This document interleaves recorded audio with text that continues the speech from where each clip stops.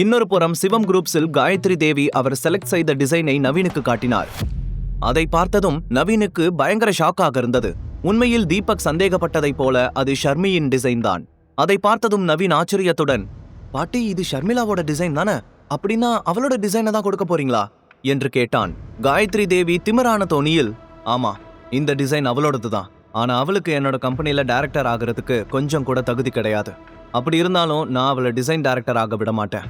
அவளும் அவளோட புருஷனும் சேர்ந்து என்னையும் நம்ம குடும்பத்தையும் ரொம்ப அசிங்கப்படுத்திட்டாங்க. இதுக்கெல்லாம் அவளை இந்த மாதிரி தான் பழி வாங்கணும். அவங்களால மறுபடியும் என் குடும்பத்துக்கு ஏதாச்சும் கெட்ட பேர் வந்தா அதை என்னால தாங்கிக்க முடியாது. அதனால அவளோட டிசைனை உன்னோட பேர்ல தரப்போறேன் என்று சொன்னார். ஆனா இந்த விஷயத்த ஷர்மிளா கண்டுபிடிச்சிட்டா என்ன பண்றது என்று நவீன் சந்தேகமாக கேட்க, கண்டுபிடிச்சா என்ன, அவளால நம்மள என்ன பண்ணிட முடியும்? அவளோட புருஷனும் எதுக்கும் லாய்க்கு இல்லாதவன். ஏற்கனவே அவளை நான் வீட்டை விட்டு வெளியே அனுப்பியிருக்கேன்.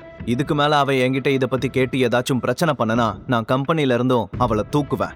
என்னை எதிர்த்து பேசினா அவளோட வாழ்க்கை நடு ரோட்டுக்கு வந்துடும்னு அவளுக்கு புரியணும் என்று சொன்னார் காயத்ரி தேவி. ஒரு பக்கம் காயத்ரி தேவி ஷர்மிளாவை பழிவாங்குவதற்காக வேலையை தொடங்க, இன்னொரு புறம் ஷர்மிளா சோகமாக இருப்பதை பார்த்து தீபக்கால் தாங்கிக் கொள்ள முடியவில்லை. நவீன் மாதிரியான பார்ட்டி ஃபன் என்று சுத்தர ஒருத்தன் ராத்திரி பகலாக ஒரு டிசைனை வரைந்து ஷர்மியை தோற்கடிப்பான் என்பதை தீபக்கால் நம்ப முடியவில்லை. காயத்ரி தேவியின் கோபம் என்னவென்று அவனுக்கு நன்றாகவே தெரியும். கண்டிப்பாக ஷர்மிளாவை பழிவாங்கதான் அவர் வேண்டுமென்றே நவீனின் டிசைனை செலக்ட் செய்திருப்பார் என்று நினைத்தான் தீபக். சிவம் குரூப்ஸ் ஆபீஸில் நடந்ததை ஷர்மிளா தன் அப்பா அம்மாவிடம் சொல்லாமல் மறைத்து விட்டாள். தீபக்கிடமும் ஏதும் சொல்ல வேண்டாம் என்று கேட்டுக்கொண்டாள். ஒரு நாள் வீட்டிலேயே இருந்துவிட்டு அதற்கு அடுத்த நாள் ஆபீஸுக்கு கிளம்பினாள் ஷர்மிளா. ஆனால் அவளது சோகமான முகத்தை பார்த்த தீபக் அவளை தனியாக அனுப்ப விரும்பாமல் அவனும் அவளுடைய ஆபீஸுக்கு கிளம்பினான். என்ன தீபக், அவ கூட ஆபீஸ்க்கு போறேன்னு சொல்லிட்டு வீட்டு வேலையில இருந்து எஸ்கேப் ஆயிடலான்னு பாக்குறியா? போய் கார்டன்ல இருக்கிற செடிகளுக்கெல்லாம் தண்ணி பாய்ச்சு, அங்க இருக்கிற களையெல்லாம் கிளீன் பண்ணு என்று அவனுக்கு ஆர்டர் போட்டார் கீதா. எதுவும் பேச முடியாமல் தீபக்கும் வேலையை சீக்கிரம் முடித்துவிட்டு சிவம் குரூப்ஸுக்கு செல்ல நினைக்க, கீதா மறுபடியும் அவனுக்கு ஒரு வேலையை கொடுத்து அவனை எங்கேயும் போகாமல் செய்தார்.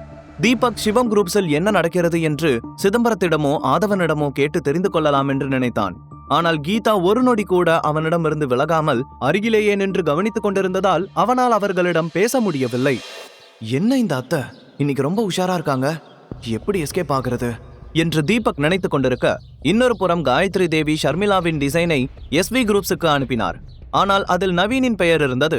அந்த டிசைனை பார்த்த ஆதவன் முதல் பார்வையிலேயே அதை செலக்ட் செய்து விட்டான். அந்த சந்தோஷமான விஷயத்தால் சிவம் குரூப்ஸ் ஆபீஸ் மொத்தமும் சந்தோஷமாக இருந்தது. காயத்ரி தேவி நவீனை அந்த கம்பெனியின் டிசைன் டைரக்டராக நியமித்தார். அந்த விஷயத்தால் கார்த்திகாவும் நவீனும் ரொம்பவே சந்தோஷமாக இருந்தார்கள். ஷர்மிளா ஆபீஸுக்குள் நுழைந்தவுடன் ஏதோ ஒரு வித்தியாசமான உணர்வை உணர ஆரம்பித்தாள்.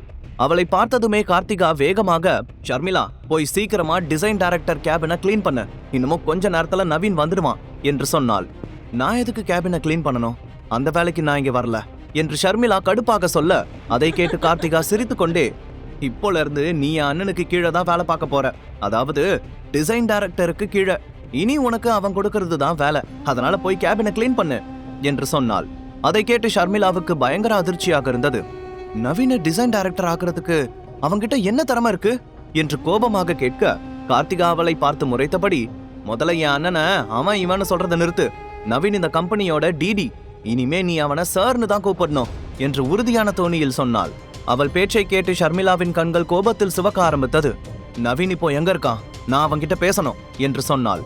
உடனே கார்த்திகா சிரித்து கொண்டே, உன்னை பாக்குறதுக்கெல்லாம் நவீனுக்கு டைம் இல்ல, எஸ்வி குரூப்ஸோட சேர்மேன் வரதுக்காக அவன் வெயிட் பண்ணிட்டு இருக்கான். இன்னமும் கொஞ்ச நேரத்துல அக்ரிமெண்ட் சைன் ஆக போகுது. அதனால நான் சொல்ற வேலையை பண்றதா இருந்தா பண்ணு, இல்லனா இங்க இருந்து கிளம்பு. நீயும் உன் புருஷன மாதிரி வேலை இல்லாம சுத்து, அப்பதான் உனக்கு புத்தி வரும் என்று சொன்னாள். கார்த்திகா மேற்கொண்டு எதுவும் சொல்லும் முன்பே ஷர்மிளா கோபத்துடன் கான்ஃபரன்ஸ் ரூமுக்குள் நுழைந்தாள்.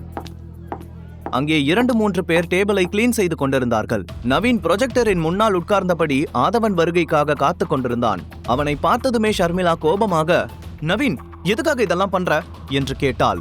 ஆமா, இனிமே நான் தான் உன்னோட ரிப்போர்ட்டிங் ஆபீசர், நான் சொல்றதை தான் நீ கேட்கணும், இல்லனா உன்னை வேலையை விட்டு தூக்குறதுக்கு கூட எனக்கு ரைட்ஸ் இருக்கு என்று நவீன் சிரித்து கொண்டே சொன்னான். நீ சொல்ற எதையும் என்னால கேட்க முடியாது. நான் உனக்கு முன்னாடி இருந்தே இந்த கம்பெனில வேலை செஞ்சுட்டு இருக்கேன். உனக்கு கீழே ஒர்க் பண்ற அளவுக்கு நான் அவ்வளவு மோசமா போகல என்று கோபமாக சொன்னாள் ஷர்மிளா. பேசிக் கொண்டிருக்கும் போதே திடீரென அவள் கண்கள் டேபிளின் மீது வைக்கப்பட்டிருந்த டிசைன் மீது விழுந்தது. அந்த டிசைனை பார்த்ததும் அவளுடைய இதயமே நின்றுவிட்டது போல ஆகிவிட்டது. வேகமாக அதன் அருகில் செல்ல நவீன் டக்கென வந்து அவளை மறைத்து நின்றான். இங்க எதுக்கு வர என்று நவீன் கேட்க, முதல்ல தள்ளிப்போ என்று ஷர்மிளா கோபமாக கத்தியபடி அவனை தள்ளினாள். உடனே நவீன் தடுமாறிச் சென்று இன்னொரு மூலையில் விழுந்தான். ஷர்மிளா அந்த டிசைனின் அருகில் சென்று பார்த்தாள். அங்கே அவள் செய்த டிசைனில் நவீனின் பெயருடன் SV குரூப்ஸின் ஸ்டாம்ப் ஒட்டப்பட்டிருந்தது.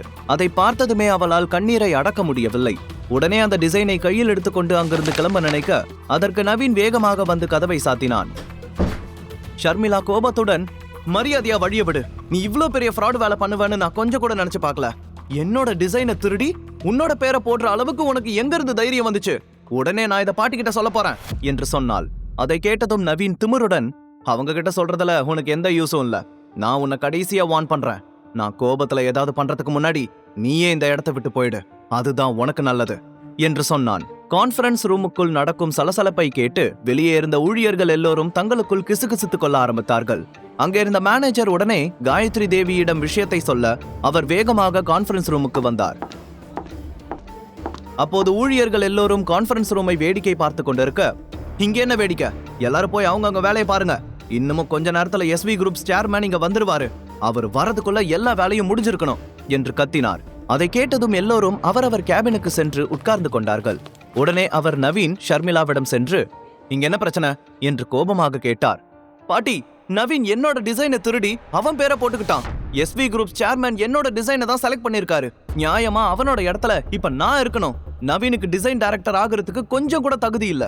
நான் இந்த விஷயத்தை கண்டிப்பா மிஸ்டர் ராதவன் கிட்ட சொல்லுவேன் என்று சொன்னாள் ஷர்மிளா. அதை கேட்டதும் காயத்ரி தேவி, ஏய் சும்மாரு, எனக்கு எல்லாமே தெரியும். இன்ஃபேக்ட் இதை செய்ய சொன்னதே நான் தான். நீ அன்னைக்கு என்னை எப்படி எதிர்த்து பேசின? 20 வயசுல உனக்கே அவ்வளவு திமிரு இருந்தா 60 வயசுல எனக்கு எவ்வளவு இருக்கும்? அதுக்கு தான் இந்த பதிலடி. SV குரூப்ஸ் சேர்மேன் முன்னாடி ஏதாச்சும் டிராமா பண்ணன உன்னை இந்த கம்பெனியை விட்டே துரத்திடுவேன். அப்புறம் உன்னை நம்பி இருக்கிற மொத்த குடும்பமும் தெருவில் நின்று பிச்சைதான் எடுக்கணும். இந்த டிசைனுக்கு பதிலா உனக்கு சேலரி ஹைக்கும் போனஸும் தரேன். ஆனா நீ இந்த கம்பெனியோட டிசைன் டைரக்டரா இருக்க முடியாது. இப்போ நீ முதல்ல இங்கிருந்து வெளியே போ என்று அதட்டலாக சொல்லி அவளை இழுத்துச் சென்று வெளியே சென்றார். ஆபீஸில் இருந்த மொத்த பேரும் அந்த காட்சியை பார்த்து கொண்டிருந்தார்கள். பின்புறம் நவீனும் கார்த்திகாவும் லாட்டரியில் பணம் விழுந்ததை போல சந்தோஷத்தில் சிரித்துக் கொண்டிருந்தார்கள். ஆபீஸின் கதவருகில் வந்த காயத்ரி தேவி, வெளியே போ என்று ஷர்மிளாவை தள்ள அவள் கீழே விழ சென்றாள். அப்போது சரியாக அங்கே வந்த தீபக் அவளை தாங்கி பிடித்தான். அவனை அங்கே பார்த்ததும் எல்லோருக்கும் கொஞ்சம் அதிர்ச்சியாக இருந்தது. ஷர்மிளாவின் கண்களில் இருந்த கண்ணீரை பார்த்து தீபக்கிற்கு கோபம் வந்தது. அவனுடைய கோபத்திற்கு இப்போதே காயத்ரி தேவியையும் அவருடைய கம்பெனியையும் ஒரே நொடியில் அழிக்க வேண்டும் என்று தோன்றியது. ஆனால் கோபப்பட்டு எதுவும் சொல்வதற்கு முன்பே ஷர்மிளா அவனை பார்த்து, தீபக், என்னை வீட்டுக்கு கூட்டிட்டு போ, என்னால இங்க இருக்க முடியல என்று அழுது கொண்டே சொன்னாள். ஷர்மி, நான் இவங்களை சும்மா விட மாட்டேன் என்று தீபக் கோபமாக அவளை விலக்கிக் கொண்டு முன்னால் நகர அதற்குள் ஷர்மிளா அவனை தடுத்து, தீபக் ப்ளீஸ், என்னால நிக்க முடியல, ரொம்ப தலைவலியா இருக்கு, இப்படியே இருந்தா எனக்கு மயக்கம் வந்துடும், ப்ளீஸ் என்ன வீட்டுக்கு கூட்டிட்டு போ என்று கெஞ்சும் தோணியில் சொன்னாள். தீபக்கிற்கு வந்த கோபத்தில் காயத்ரி தேவிக்கும் நவீனுக்கும் அதே இடத்தில் பாடம் கற்பிக்க வேண்டும் என்று தோன்றியது. ஆனால் ஷர்மிளா வழியில் இருப்பதை அவனால் தாங்கிக் கொள்ள முடியவில்லை. உடனே அவளை அழைத்து வந்து காரில் உட்கார வைத்து குடிப்பதற்கு தண்ணீர் கொடுத்தான். சில நொடிகளில் ஷர்மிளா கொஞ்சம் ஆசுவாசம் அடைய அதன் பிறகு அங்கிருந்து கிளம்பினான். ஷர்மிளா வெளியே வரும்போது காயத்ரி தேவி மற்றும் நவீனின் முகத்தில் இருந்த சிரிப்பை பார்த்த தீபக்கிற்கு இன்னமும் கோபம் அடங்கவில்லை. ஷர்மிளாவை அவமானப்படுத்தின மாதிரியே உங்க 2 பேரையும் அவமானப்படுத்தல, என் பேரு தீபக் கிடையாது என்று கோபமாக மனதிற்குள் சபதம் செய்து கொண்டான். சிறிது நேரம் இருவரும் எதுவும் பேசிக் கொள்ளவில்லை. கொஞ்ச தூரம் சென்ற பிறகு, ஷர்மிளா என்னாச்சு, உன் பாட்டி எதுக்காக உன்கிட்ட அப்படி நடந்துக்கிட்டாங்க என்று கேட்டான். ஷர்மிளாவுக்கு அந்த கேள்விக்கு பதில் சொல்லும் முன்பே அழுகை வர தொடங்கிவிட்டது.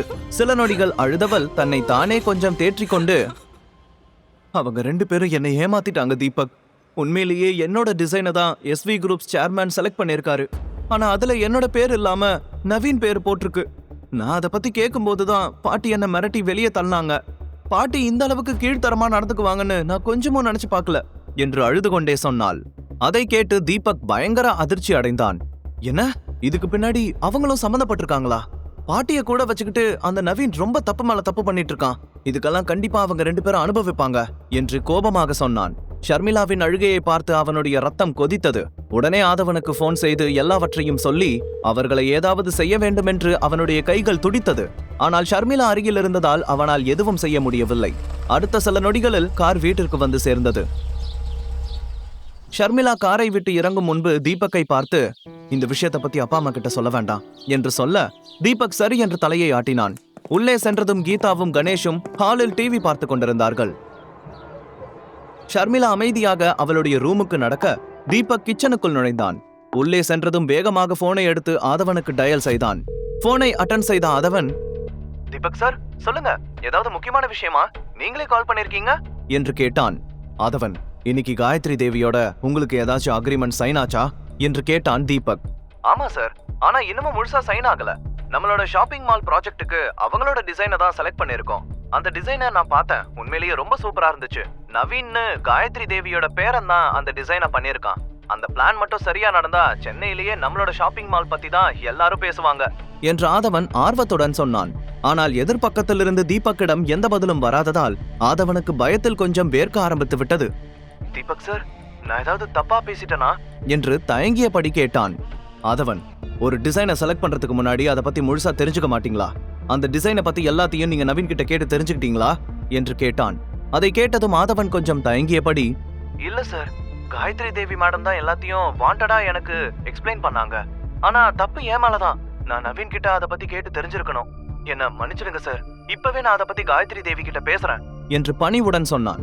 உடனே தீபக் கோபத்துடன், அவங்க 2 பேரால என் வைஃப் ரொம்ப அப்செட்டா இருக்கா. இந்த விஷயத்துல அலட்சியமா இருக்காம அந்த டிசைனுக்கு பின்னாடி என்ன நடந்திருக்குன்னு முதல்ல கண்டுபிடிச்சு சொல்லுங்க. அவங்க 2 பேரை தவிர வேற யாராவது இதுக்கு பின்னாடி இருக்காங்களாங்கிற டீட்டெயிலும் எனக்கு தெரியணும் என்று சொன்னான். கண்டிப்பா சார், நான் சீக்கிரமே உண்மை என்னன்னு கண்டுபிடிக்கிறேன். இதுக்கு பின்னாடி இருக்கிற யாரும் தப்பிக்க முடியாது என்று உறுதியாக சொன்னான் ஆதவன். நாளைக்கு நீங்க கிளம்பி சிவம் குரூப்ஸுக்கு போங்க. அங்க என்ன பண்ணணும்னு நான் சீக்கிரம் உங்களுக்கு போன் பண்ணி சொல்றேன் என்று சொல்லிவிட்டு போனை கட் செய்தான் தீபக். அதன் பிறகு கோபமாக ஜன்னல் வழியாக வேடிக்கை பார்த்தவன், காயத்ரி தேவி, என் பொண்டாட்டி கண்ணுல இருந்து கண்ணீரை வர வச்சதுக்கு கண்டிப்பா நீ பதில் சொல்லியே ஆகணும். முழு கதையையும் கேட்டு மகிழ பாக்கெட் FM ஆப்பை டவுன்லோட் செய்யுங்கள். லிங்க் டிஸ்கிரிப்ஷனில் கொடுக்கப்பட்டுள்ளது.